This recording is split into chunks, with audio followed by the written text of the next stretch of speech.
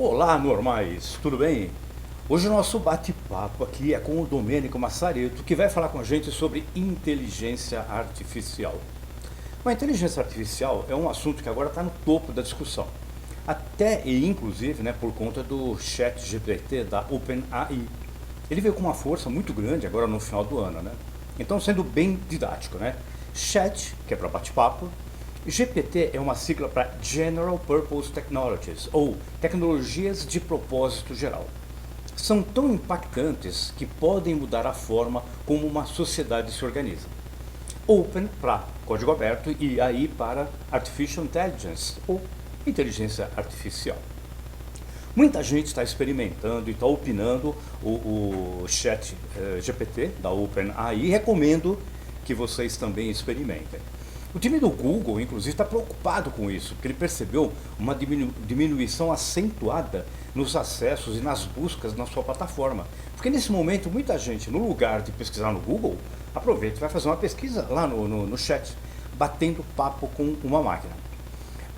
É claro que há também um grande incentivo, né, de empresas que atuam no segmento da tecnologia, como por exemplo a Microsoft, que tem uma parceria não comercial, mas de pesquisa e desenvolvimento com o pessoal da OpenAI. E também há quem diga que o Elon Musk já colocou o dedinho nesta empresa também, nessa companhia. Ou seja, o que vem por aí é briga de cachorro grande. Eu fiz alguns testes, o Evandro também fez. Nós compartilhamos as impressões, os resultados que nós obtivemos. A gente vai falar, se der tempo, né, alguma coisa disso aqui também. E o nosso convite para que você experimente, a gente depois deixa o link aqui, é porque se trata de uma experiência divertida e interessante de bate-papo em linguagem natural com uma Learning Machine, uma máquina de aprendizado baseada em GPT 3.5. Calma, calma. A gente vai falar disso tudo aqui, tá bom? Um dos fundadores da OpenAI falou agora em dezembro de 2022. Eu vou pedir permissão para fazer uma leitura aqui do como foi que ele se pronunciou. Espera aí. Aqui, ó.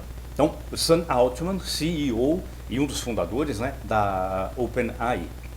O chat GPT é incrivelmente limitado, mas bom o suficiente em alguns aspectos, a ponto de criar a impressão enganosa de grandeza.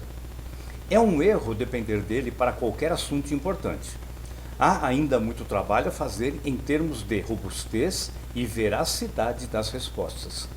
Então a gente percebe, né, que estamos apenas engatinhando nesse sentido. É um monte de sigla, um monte de termo, é tecnologia, enfim. Convidamos o Domênico para explorar um pouco mais este assunto e aquilo que for relacionado. Afinal, ele trabalha há algum tempo no desenvolvimento de uma plataforma de inteligência artificial que se baseia num conceito um pouquinho diferente e bastante particular. Ok? Bom, se algum dos colegas tiver já uma pergunta, bora, vamos começar. Eu gostaria. Gostaria de já provocar o Domênico sobre um assunto que a gente até já comentou em outra oportunidade, sobre a questão da antropomorfização da inteligência artificial.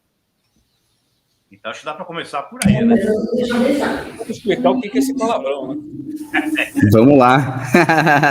Então vamos lá, vamos começar. Então, bom dia a todos e muito bacana estar aqui nesse papo, uma honra estar aqui com o professor Vitor, Evandro, prazer revê-lo, e Humberto, meu pai, né? Sempre bom estar em família, então vamos lá.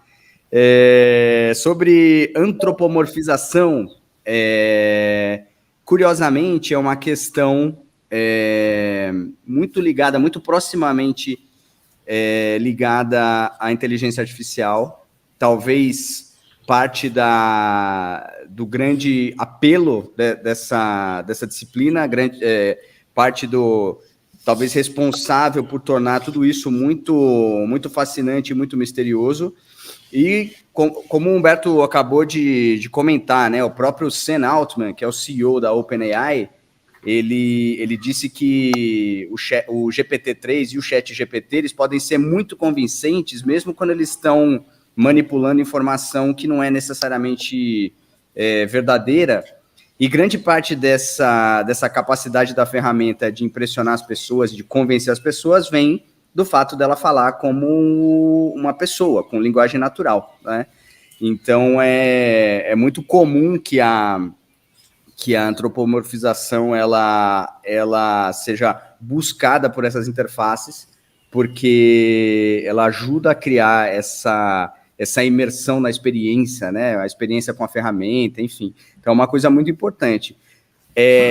Não deixa de colocar uma luz numa tensão que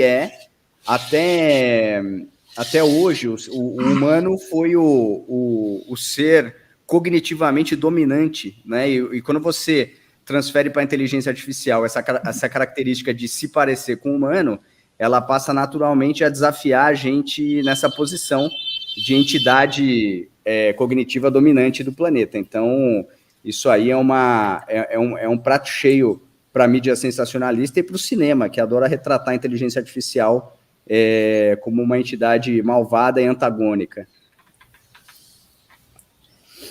Boa. Bacana.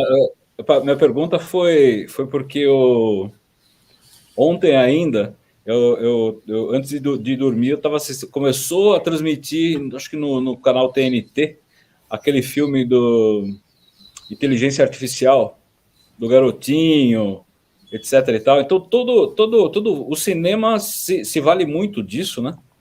Porque tudo que é relacionado, há um tempo atrás, né, tudo que era relacionado à inteligência artificial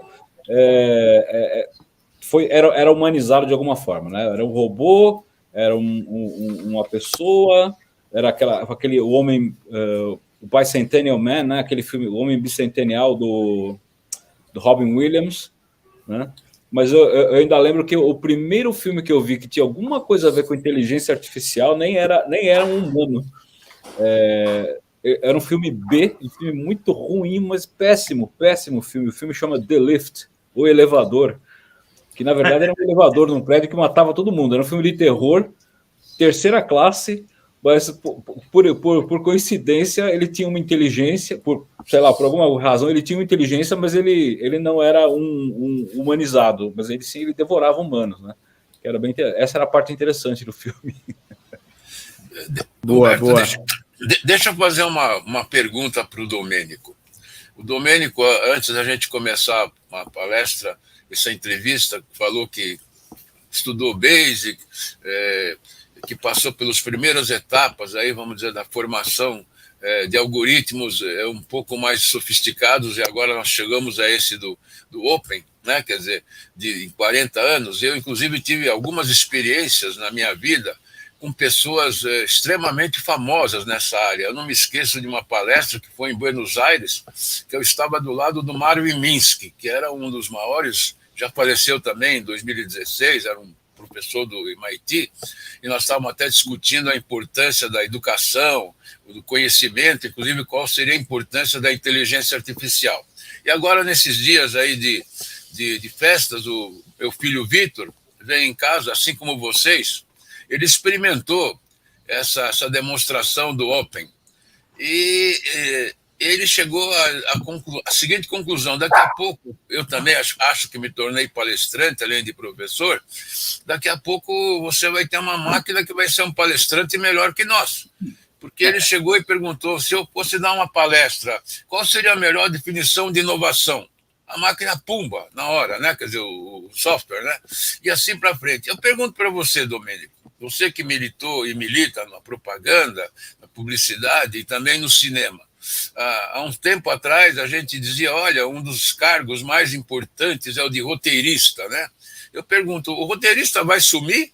Porque uma pessoa muito menos criativa pode criar uma sequência, obter uma série de textos e aí escolher qual é o melhor e não precisa fazer mais nada. E como a gente diz hoje, sempre se procura fazer mais com menos. Isso seria feito em 2, 3 horas, enquanto as pessoas às vezes pensam em semanas para fazer um roteiro atraente, para poder segurar, seja numa propaganda, num comercial, ou como hoje, Nós temos milhões de comerciais girando no YouTube, que passou a ser um milhão de canais ou mais canais. O que você acha? E eu, inclusive, estou dizendo isso porque o Humberto, inclusive, e o Evandro estão me ajudando a divulgar um trabalho que o nome básico é trabalhabilidade. E a trabalhabilidade me parece que cada vez que a inteligência artificial vai aumentando, a trabalhabilidade do ser humano em todas as áreas está começando a ficar cada vez mais exígua, menor. Porque as máquinas estão fazendo... Eu pergunto, daqui a pouco não vai precisar de professor. Já não precisa de professor em várias áreas. Por exemplo, corrigir um texto. Para que um professor? A máquina corrige melhor. Como nós, já alguns anos atrás, recorríamos a softwares para ver copiou da onde. Mas agora está difícil saber onde copiou. Por exemplo, eu estou do meu lado aqui, eles estão mostrando, graças a uma propaganda não paga. Eu estou aqui com uma apostila que eu quero fazer um post sobre qualidade. Só que essa apostila é de 20 anos atrás. E na apostila diz, olha, qualidade de serviço precisa de segurança, de receptividade, empatia. Eu pergunto, que empatia que nós vamos ter, como a gente hoje quase em tudo fala com uma máquina em serviços? O que você acha de tudo isso? Porque, ou então, para terminar, para deixar você mais bravo, talvez, comigo, eu não o conheço, mas li muitas e muitas coisas que um senhor chamado Ray Kurzweil escreveu. E antes do ano 2000, depois do ano 2000, pior é que ele acertou em um monte de coisas, porque ele está vivo e as coisas que ele escreveu 10 anos atrás ocorreram 10 anos depois. E ele está dizendo que em 2029 já a inteligência não biológica vai ser maior do que a biológica. Aí depois ele até mudou para 2040, mas acho que na velocidade que vai, não vai mesmo se chegar a 2029. O que você acha de tudo isso? Vamos lá. Não vou ficar bravo não, professor. Pergunta boa e complexa. Mas vamos lá. Algumas perspectivas mais amplas e conceituais, né, dessa questão e outras um pouco mais específicas. Vou começar das mais amplas. De alguma maneira, a humanidade ela vem processando e reprocessando o próprio conhecimento e a própria sabedoria e a própria inteligência coletiva desde que o mundo é mundo. A gente vem fazendo isso, né? E a verdade é que o que a inteligência artificial traz, independente do modelo, do formato ou, né, da empresa que está liderando cada ferramenta, é a capacidade de refazer esse processo de uma maneira automática e numa velocidade infinitamente maior do que a do humano, né?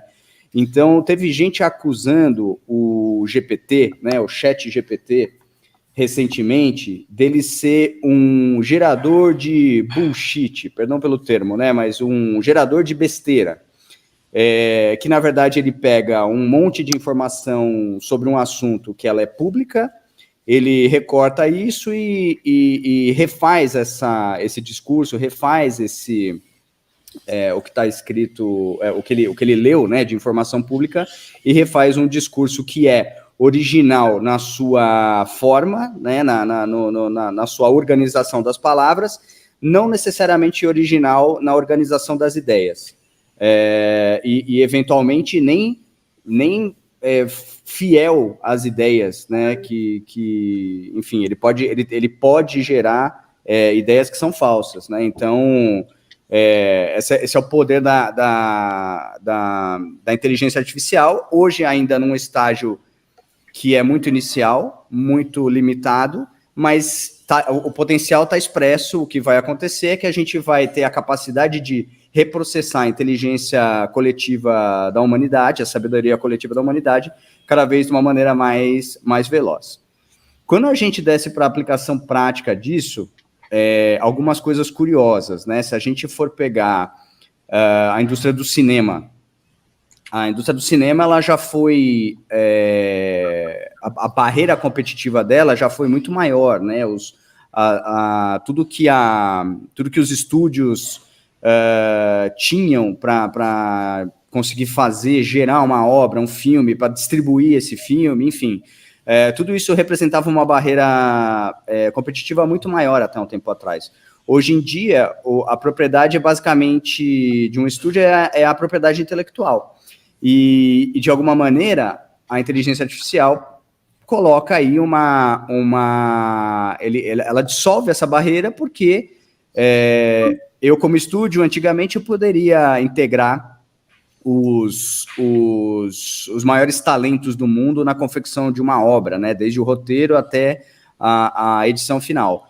Hoje em dia, qualquer pessoa vai poder fazer isso em casa. Então, tecnicamente, a capacidade cognitiva não é mais uma barreira, né? Então, os estúdios, Hollywood como um todo, enfim, que é a indústria mais poderosa do cinema no mundo, vai ter que rever como ela vai lidar com isso, né? O que, de alguma maneira, não é diferente hoje, né? A gente tem uma série de pessoas hoje que têm um poder de mover, de agregar e influenciar e mover comunidades. E essas pessoas hoje, elas disputam com os canais de TV, com os estúdios de cinema, enfim, com a cultura como um todo. Então, a inteligência artificial tira essa barreira. Dando um zoom ainda mais específico na publicidade, a minha questão com a publicidade é outra, né? Porque a gente foi criado no mundo, né? Por exemplo, eu nasci no mundo onde a publicidade ela dependia muito mais da criatividade do que ela depende hoje. Como a gente tinha uma escassez de meios, uma escassez de disciplinas de comunicação, um suporte tecnológico ainda muito primário, muito primitivo, né? Muita distribuição de mensagem de massa. A gente dependia muito do poder da ideia. Ideias, inclusive, que foram criadas há 50, 40 anos atrás e que continuam poderosas até hoje, sendo repetidas até hoje, que fizeram parte do vocabulário coletivo. Hoje em dia, a publicidade ela tem muito mais ferramentas onde ela pode se apoiar, né? Quando a gente vai assistir um vídeo no YouTube, por exemplo, a gente é impactado ali por uma série de mensagens, algumas dentro do vídeo que a gente quer ver antes, outras em volta, enfim. E para esse trabalho de geração de mensagens e essa estratégia de persuasão, a inteligência artificial, sem dúvida, vai ter um papel, porque é humanamente impossível a gente gerar uma empresa, né, uma marca, gerar uma quantidade infinita de informações como as que são necessárias para fazer marketing hoje, a partir de um time de indivíduos, de poucos indivíduos humanos. Então, inevitavelmente, a publicidade vai ser extremamente impactada por essa tecnologia. Lembrando que a publicidade, muito da publicidade, ela é um meio para um fim. Hoje em dia é muito mais dividida as necessidades, por exemplo, de fazer uma conversão, uma venda de um produto e de fazer, de fato, o consumidor considerar esse produto e imaginar ele dentro da sua vida. Então, por exemplo, para as marcas que querem só vender, que não tem a necessidade de uma construção de marca, a publicidade ela passa a ser só um meio para um fim. Então, se a gente tiver um recurso melhor no futuro, que inclusive elimine a necessidade dessas mensagens, ou de pensar e criar e gerar essas mensagens, a gente vai adotar isso, né? Porque não existe a necessidade de construção de marca, então as empresas não vão investir nisso.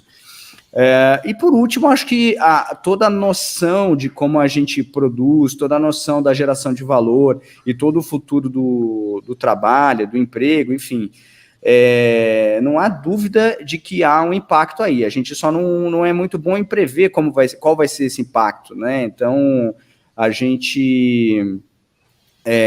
meu avô, ele tinha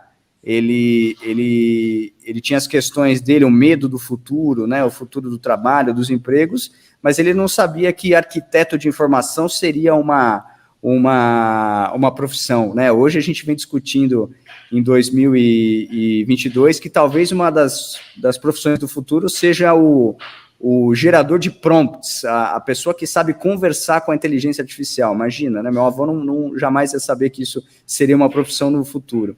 Então, tudo isso vai ser muito impactado e a gente é muito difícil prever isso, né? Então, a própria tecnologia, a própria automação das fábricas automotivas, por exemplo, ela desempregou os funcionários da linha de montagem? Desempregou, mas ela empregou gente na Ásia que fazia esses robôs, que construía esses robôs. Então, numa economia globalizada como a nossa, a gente inevitavelmente vive os efeitos, né, desse impacto no emprego, enfim, de uma maneira global, né? Não dá para a gente querer dirigir um Toyota e não viver numa economia globalizada. Então, pergunta complexa. Não, mas eu não quero polemizar com você, mas eu digo, eu acho que vou fazer a seguinte analogia: se antes você precisava saber as ruas para onde você vai, o local que você se desloca, hoje você pode ser um ignorante que aciona um Waze e ele te leva lá. E você, esse conhecimento, você não precisa. Do mesmo jeito que você falou, se eu tenho algoritmos que me dizem o que as pessoas gostam de ouvir mais, de escutar mais, antes eu não tinha essa capacidade, mas quem vai me dar essa resposta é o algoritmo. Aí eu, com isso, digo, bom, vou fazer uma propaganda, um comercial para essas pessoas. Ou então também posso fazer para um nicho menor. Eu acho que, para mim, eu tenho falado para o Evandro e para o Humberto isso, o maior fenômeno de trabalhabilidade hoje é o YouTube. Eu até às vezes brinco com eles, né? Olha, antes o pai de uma pessoa mais simples dizia, olha, o que você quer ser? Ah, eu quero ser um jogador de futebol. Mas viver como jogador de futebol é complicado. Ele devia fazer, não, você aprenda a mexer com conteúdo com o YouTube e seja um youtuber. Você pode até fazer piruetas, você pode fazer caretas, que, aliás, boa parte dos nossos influenciadores só se exibem esteticamente, não falam nada de espetacular para a vida, não é nada filosófico, é moda, é roupa, é o jeito de comer, não é uma grande inteligência. De repente, acabam tendo 1 milhão, 2 milhões de visualizações e com isso eles recebem a sobrevivência. Então, o que eu digo é que mesmo conhecimento mais profundo, eu estava fazendo um post, né, Domênico, aliás, eu não sei se isso é maçônico ou se isso é da magia ou se é dos Rosa Cruz, que diz que os 4 princípios básicos são saber, querer, ousar e calar, né? Quer dizer, mas não calar, quando você atinge o sucesso, seja discreto e tal, não fique se pavoneando, né? Eu pergunto, mas começa com o fato, saber. Para saber, você tem que estudar, você tem que acompanhar. Me parece que a própria propaganda do YouTube, Domênica, é de 2, 3, 5, 6 segundos. Antigamente era de 30, de 90. Agora o pessoal consegue fazer propaganda instantânea. Quer dizer, então, claro que para isso você precisa ser bem sintetizado e em 7 segundos acabar transmitindo alguma ideia. Faça isso ou faça aquilo. Mas eu acho que, assim como se esse software... enfim, esse programa de inteligência artificial foi evoluindo, profissões pavorosas vão sumir. O próprio psiquiatra e psicólogo, porque a facilidade que você tem de conversar com a máquina é tão grande, e, afinal de contas, para prever o que eu devo fazer, como é que eu posso ser mais feliz, conta a sua história. Na hora que você conta a sua história e tem um passado diagnóstico de pessoas parecidas, a máquina vai te dar provavelmente um diagnóstico tão bom, eu estou falando em termos de psicologia ou psiquiatria, como é um médico, que também você leva um monte de informações de sangue, outras coisas suas para o médico, e a máquina te dá hoje um diagnóstico melhor do que o do médico. Então, quer dizer, profissões muito, vamos dizer, complexas para ser conseguidas vão ser abaladas. Eu não sei para onde... A minha grande pergunta, você é bem mocinho, nós já somos mais velhos e eu já sou um velhão, mas a pergunta é, vai haver uma compensação? Hoje eu vejo nos jornais, a gente não dá mais nem para acreditar nos jornais, que o Steve Jobs morreu, mas o Tim Cook conseguiu melhorar a Apple mais ainda, ela virou uma empresa de 1 trilhão. De repente, qual foi a tecnologia ou estratégia que o Tim Cook fez? Levar a execução de 90% do iPhone para a China, só que a China está com um problema. Agora o pessoal está dizendo, olha, esse negócio de se valer 3 trilhões é capaz de não valer nem 1 bilhão daqui a pouco, porque não vai ter nada. Então, às vezes, e a gente vive uma coisa super estranha hoje. Eu não sei se vocês sabem, mas o iPhone depende de uma empresa chamada Foxconn. Ela é uma empresa de Taiwan, só que as fábricas são na China continental. Quer dizer, na base dos negócios, o pessoal quer atacar, pegar Taiwan e tal, mas a Foxconn já existe aliás, nós temos até o Humberto deve passar perto ali, temos uma Foxconn perto de Jundiaí, instalada aí perto da sua casa. Né? Então, quer dizer, o Seito adotou uma estratégia porque o custo é mais barato, provavelmente alguma coisa essencial não é a Foxconn que faz, né, para não poder...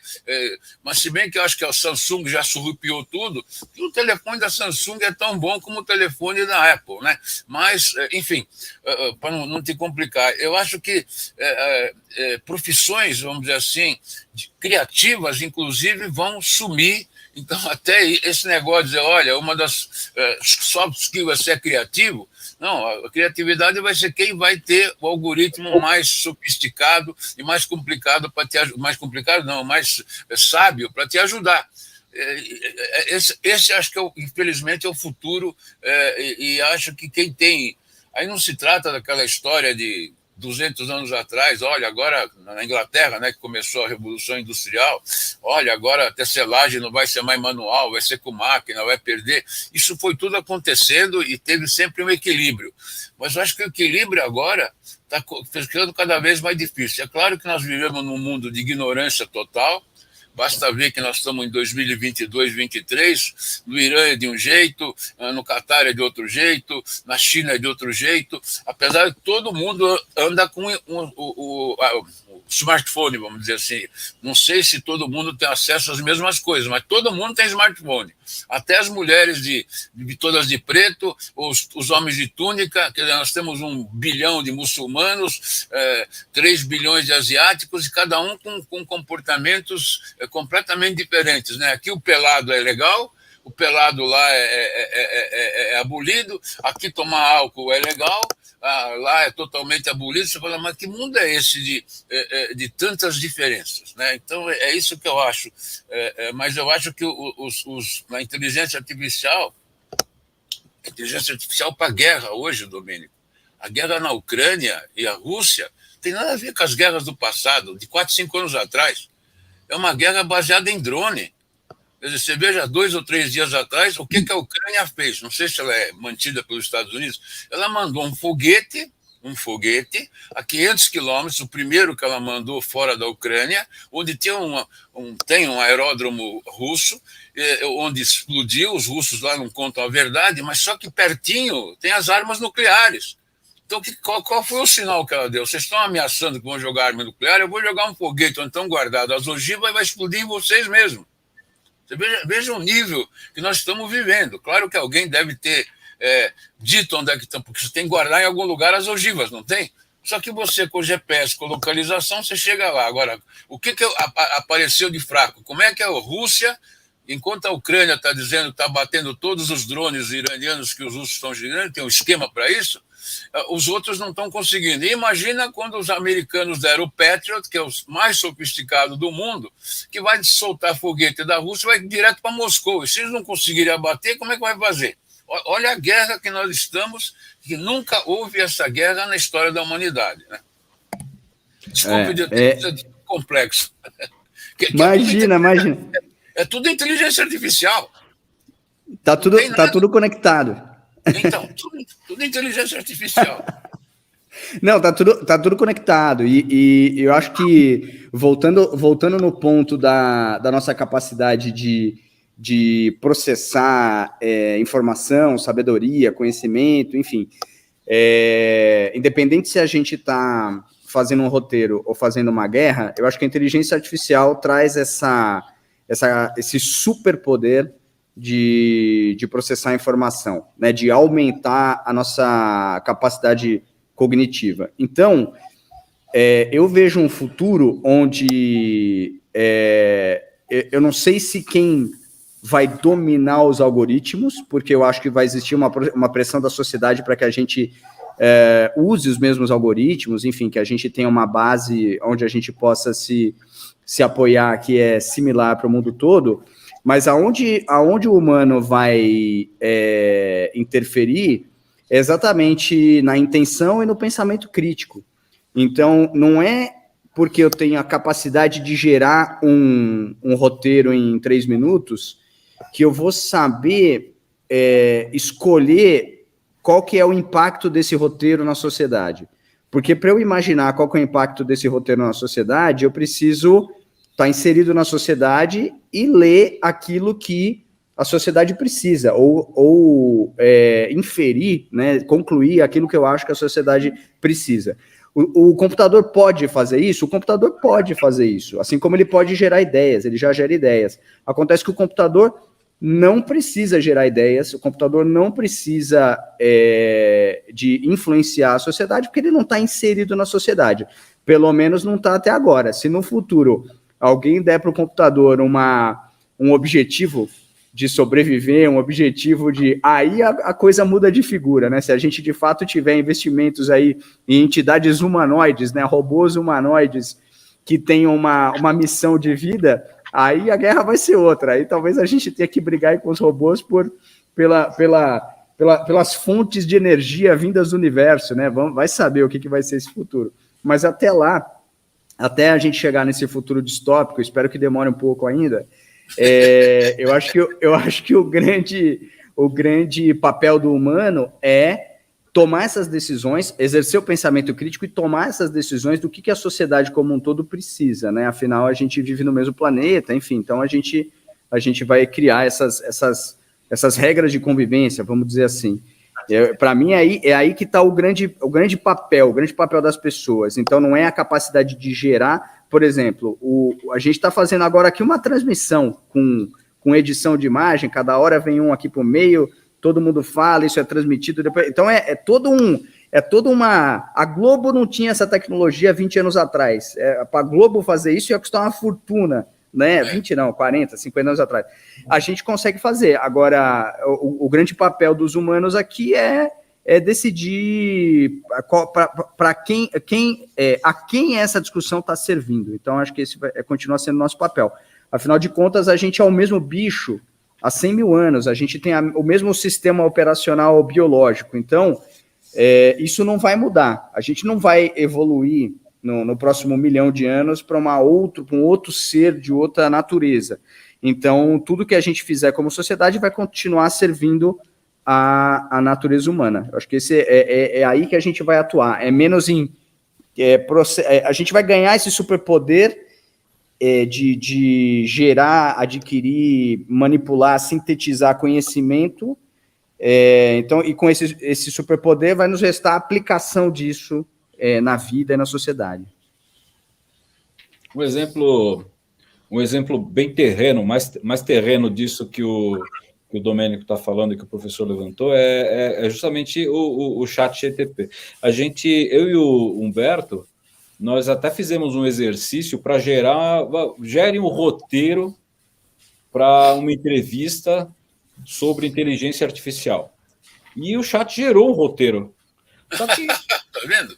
Não teve. A gente leu o roteiro e falou: bacana, legal, bem papo cabeça. Só que nós olhamos ali e falamos: pô, não dá. Se a gente seguir esse roteirinho aqui, vai ficar um negócio engessado e a conversa não flui. Ou seja, passou pelo nosso crivo, né? Teve que passar pelo nosso crivo. Outra coisa interessante também, puxando da conversa que a gente teve até agora, é que existe um site, né? Na verdade, ele é apresentado por meio de um website, mas tem uma ferramenta de inteligência artificial por trás, que se chama donotpay.com, né? Nãopague.com, que é justamente um advogado virtual. Um advogado virtual. Lógico, ele está baseado nas leis americanas, né? E não deve ser, ele deve considerar até que estado a pessoa está, né? Porque as leis lá são estaduais, né? E a pessoa coloca lá o caso dela e ele tem uma série de orientações ali que a pessoa pode seguir, né? Eu ainda não entrei, eu entrei no site, né? Mas assim, eu não consultei nada. Mas ele deve estar mais incipiente por enquanto, mas assim, é aquele caminho que a gente falou, do psiquiatra, do analista, que vai te dar umas orientações. Cabe a você pegar aquilo lá e falar, bom, isso me serve, isso não me serve, né? Porque é lógico, é aquilo que o Domênico acabou de falar. Ainda não é o computador ainda não está inserido na humanidade, digamos assim, a ponto de interferir de tal forma, né? No caso, eu acho que sim, tem muitas funções, muitas atividades, muitas profissões que a gente tem hoje que talvez daqui a um tempo não façam mais sentido, né? Como os funcionários que passavam ligando e desligando lamparina nas ruas no passado, a gente hoje olha para isso e fala, não tem muito sentido. Acho que vai ter muita coisa da nossa sociedade que daqui a um tempo não vai mais fazer sentido, mas tem também, eu estava falando desse sistema operacional biológico nosso, tem uma coisa que o Homo sapiens, ele precisa acreditar, ele precisa pertencer, tem uma série de funções desse sistema que elas não vão mudar. Então, eu vou dar o exemplo do pediatra da minha filha. O pediatra da minha filha foi o mesmo pediatra da minha esposa, né? E quando eu penso nas consultas que eu tenho com ele nunca fala nada da minha filha, é sempre sobre a gente, sobre os pais, né?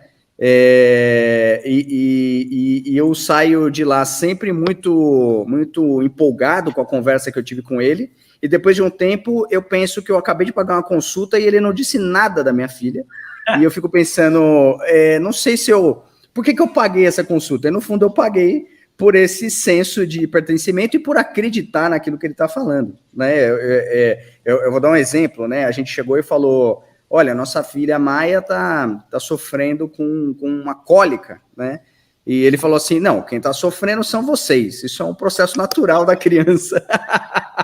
Então, no fundo, eu não paguei para ele cuidar de nada da minha filha, eu paguei para ele explicar para mim o que estava acontecendo.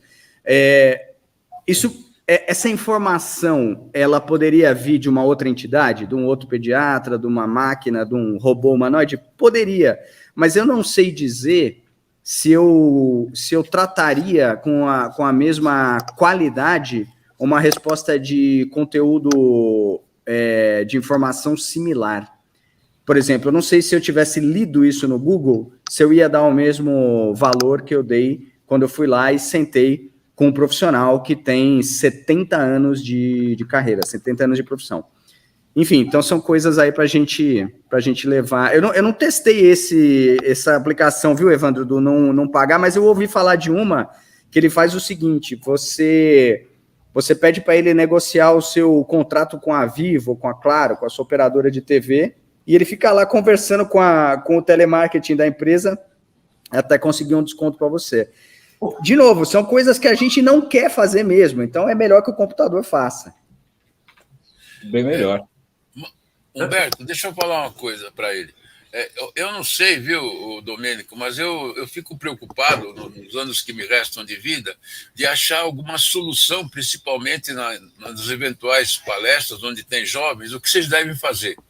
E, do mesmo jeito que querem dizer que a EAD, a educação à distância, vai acabar com o ensino presencial, e ela tem ocupado espaço, mas ela ainda não é o suficientemente eficiente para acabar com a presencial, eu vejo uma outra coisa híbrida que as pessoas estão esquecendo de falar, que é o seguinte: de um lado, nós estamos vivendo a era digital, que realmente trouxe em vários setores grandes benefícios.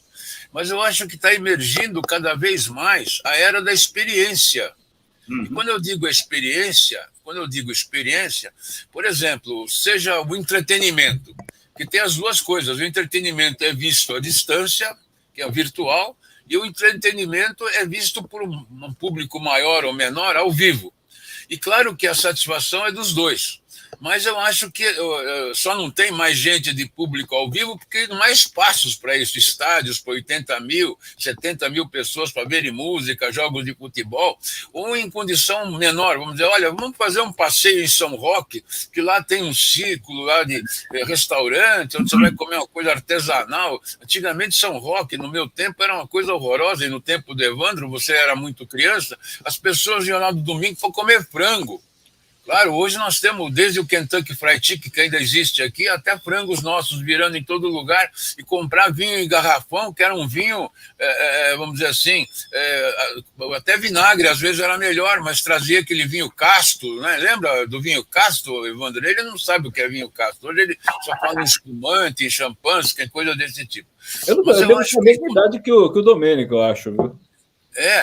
Tá bom, então tá bom. E a economia da experiência, ela tem, vamos dizer, setores que vão gerar cada vez mais trabalho, né? Desde um trabalho elementar, você é um cozinheiro, você é um churrasqueiro, contratado para fazer um churrasco para a minha festa, porque eu não quero ficar perto do calor, até você... vamos dizer assim, a máquina ela não vai precisar comer o que nós comemos. Então, por exemplo, o setor da alimentação vai continuar sendo dominado pelos seres humanos. Eu não sei, a máquina não vai ter luxúria, principalmente relações eróticas, sexuais, que são uma coisa humana. Eu não estou dizendo que é para vender equipamentos eróticos só, mas, enfim, o envolvimento todo, os shows, o entretenimento. A máquina não vai poder ter ódio. Teoricamente, ela não vai, vou te odiar. E vou te dar uma resposta errada. Claro que você pode até fazer um algoritmo enganoso, até isso, e talvez até existam mesmo. Como, por exemplo, você falou, reconhecimento facial, ele é proibido aqui, mas é usado na China. Qualquer briguinha que tem na China, dizem o pessoal, tirou, reconhece todo mundo imediatamente. Nós também usamos o reconhecimento facial quando você vai se apresentar num edifício para entrar para um consultório ou alguém, e eu não sei, o banco de dados, se for de 1 milhão, 2 milhões, não é só registrar você, é comparar se você é bandido ou não. Isso é feito instantaneamente, tá certo? Ou quase que instantaneamente. Então, eu acho que o que vai emergir, eu sempre brinco, os dois aí ficam me gozando, que o que vai ser cada vez mais valioso vai ser os 7 pecados capitais. Ambição, ódio, inveja. Então você vai ter tratadores, cuidadores. Você não precisa ter tanta inveja. Mas eu pergunto, como é que surge a inveja? A inveja surge porque você quer ser parecido com alguém, ou ter alguma coisa com alguém. Pode até não ser maldosa. As pessoas se desenvolvem, eu quero ser igual com uma outra pessoa, porque ela conseguiu isso. E também as 7 virtudes. Se bem que, se você tem um algoritmo, ele devia ser honesto, né? Não tem aquelas virtudes cardeais, honestidade, gratidão. Eu não sei, o software não vai ter gratidão, isso é coisa da gente, não vai chorar. Então, eu acho que a gente vai começar a ter que investir cada vez mais nas qualidades soft das pessoas, que a máquina não deve ter qualidade soft. A começar, a máquina chora? Não, a máquina quebra, e como você bem disse, você vai ter cada vez mais máquina, então vai ter cada vez mais gente para consertar as máquinas, porque elas também vão apresentar suas falhas, não na mesma proporção. Então, eu acho, não sei se você concorda, a evolução, não sei se o Humberto vai fazer essa entrevista com o Evandro, mas a gente está chegando ao nível de consciência e de inconsciência. Há pouco tempo, você deve acompanhar isso, teve aquele sujeito do Google que foi mandado embora, que já tem um software que tem consciência. Como dizem, olha, que é capaz de guardar a nossa consciência no futuro. Quer dizer, tudo que é impossível, muita coisa está se tornando possível. Mas eu acho que a economia da experiência, que é uma coisa humana, que a máquina ela vai guardar o arquivo, mas não a experiência que nós queremos no presente, baseada no passado. É isso que vai gerar, auxiliada tremendamente em muitas etapas pela inteligência artificial. Quer dizer, vamos pegar uma coisa assim, você ia até o cinema e ficava na fila para comprar o ingresso. Meu Deus, você compra o ingresso e já chega com o ingresso, não é assim? Quer dizer, isso é vantagem ou desvantagem? É vantagem, né? Então, e em vários outros setores mais elementares, você vai ter o supermercado onde você não vai ficar tanto na fila para passar com as compras, porque ela não tirou, ela já registrou. Mas tem uma desvantagem, você tem que catar tudo, mas você já faz isso. É só uma ampliação, e perdeu o emprego a moça do caixa, o moço do caixa, né? Então, eu acho que a inteligência artificial, ela tem mais vantagens, nós falamos anteontem sobre o interessante do que desvantagens, mas tem uma desvantagem muito grande. Eu não sei se vai haver esse equilíbrio das pessoas ocupadas valorizando esse trabalho com um salário e esse salário dando condição para sobreviver. Como também pode surgir, para terminar, já que nós falamos do Catar, No Catar tem 450 mil pessoas que são catarianas, não precisam fazer nada. Educação é de graça, não tem imposto, porque o país é tão rico que aquele pessoal é como se fosse uma Bolsa Família aumentada. Isso também gera um monte de outros problemas, mas eles estão bem cuidados pelo Estado. Uma das coisas que estão sendo recomendadas no mundo é que os países mais ricos, à medida que forem perdendo os empregos, que eles paguem mais pelas horas trabalhadas e redistribuam essa verba pela produtividade alcançada. Pode ser que seja isso o futuro, eu não sei. Tá? O que você acha? Opa, corta para mim e vem aqui. É o seguinte, parou. Essa pergunta ela é pontual e, na minha opinião, ela merece uma resposta igualmente pontual. Então eu vou chamar aqui nos bastidores, meus queridos amigos, o Evandro, o professor Vitor, o convidado, o Domênico, e vou sugerir que a gente faça o episódio número 2, começando por esta resposta. Tá? E a gente se encontra na semana que vem. Até lá!